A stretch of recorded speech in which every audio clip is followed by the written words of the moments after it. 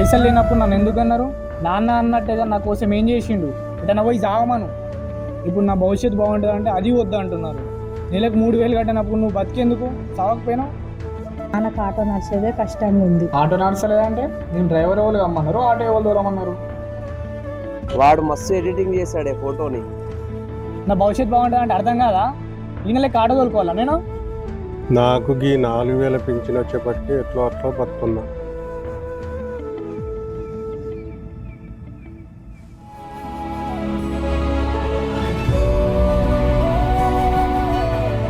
నా తొలి నాయకుడివే, కంటి రెప్ప నువ్వే, ప్రాణం నాది నీదే, గుండె ఆశ నువ్వే,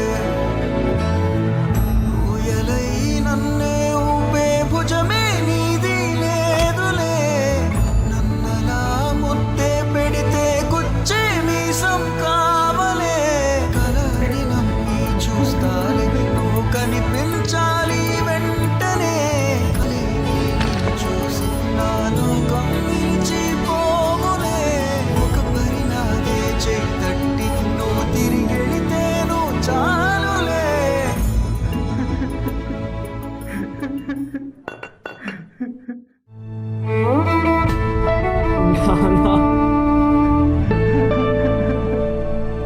రే నాన్న, ఇదంతా నీకు తెలియాలని రాయలేదురా, కానీ నా ప్రాణం పోతే నీ జీవితం బాగుంటుందంటే నీకోసం నీకు తెలియకుండా నా ప్రాణమైనా తీసుకుంటారా?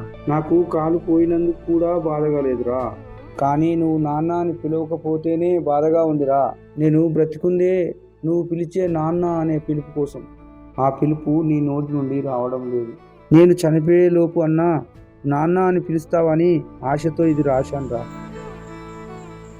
ప్రతి తండ్రి తన పిల్లల జీవితం బాగుంటుందంటే తన ప్రాణాలు తీసుకోవడానికి కూడా సిద్ధంగా ఉంటారు. ఏ మగవాడైనా తండ్రి కాకముందు తన కోసమే బ్రతుకుతాడు. ఒక్కసారి తండ్రి అయ్యాక తన పిల్లల కోసమే బ్రతుకుతాడు. నాన్నని అర్థం చేసుకోకపోయినా పర్వాలేదు, కానీ తప్పుగా మాత్రం అర్థం చేసుకోకండి.